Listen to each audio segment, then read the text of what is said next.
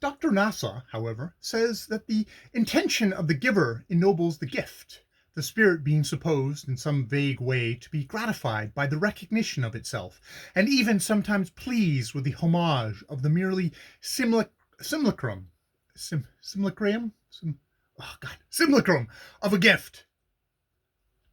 I believe the only class of spirits that have this convenient idea are the imbewiri.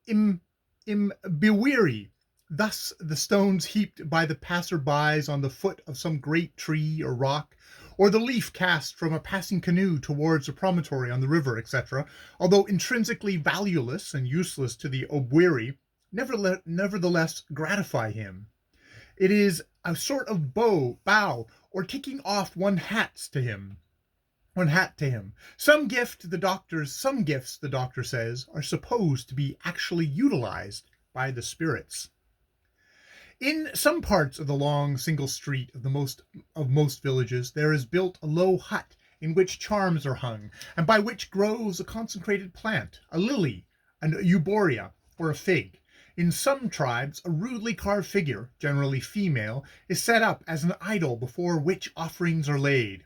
I saw at Igaja 2 figures about 2 feet 6 inches high in the house placed at my disposal. They were left in it during my occupation, save that the rolls of cloth, their power, which were round their necks, were removed by the owner chief. Of the significance of these rolls I will speak elsewhere. Incantations may be divided into 2 classes: supplications, analogous to our idea of prayers, and certain cabalistic words and phrases. The supplications are dresses to the higher spirits. Some are made even to Anzam himself, but the spirit of the new moon is that most commonly addressed to keep the lower spirits from molesting. Dr. Nassau gave me many instances out of the wealth of his knowledge. One night, when he was stopping at a village, he saw standing out in the open street a venerable chief who addressed the spirit of the air and begged them, "Come ye not into my town."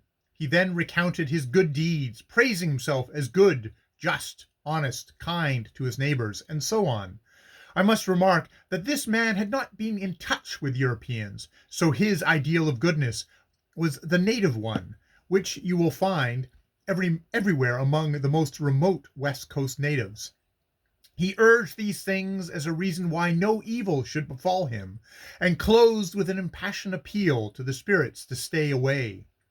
At another time, in another village, when a man's son had been wounded and a bleeding artery which the doctor had closed had broken out again, and the hemorrhage seemed likely to prove fatal, the father rushed out into the street, wildly gesticulating towards the sky, saying, "Go away, go away, go away, ye spirits! Why do you come to kill my son?" In another case, a woman rushed into the street, alternatively abjuring and pleading with the spirits, who, she said, were vexing her child, which had convulsions. "Observe," said the doctor in his impressive way. These were distinctly prayers, appeals for mercy, agonizing protests, but there was no praise, no love, no thanks, no confession of sin. I said, considering the underlying idea, I did not see how that could be, thinking of the thing as they did, and the doctor and I had one of our little disagreements. I shall always feel grateful to him for his great toleration of me, but I am sure this arose from his feelings that I saw there was an underlying idea in the minds of the people he loved well enough to lay down his life for in the hope of benefiting and ennobling them, and that I did not, as many do, set them down as idiotic brutes, glorying in the aimless cruelty that would be a disgrace to a devil.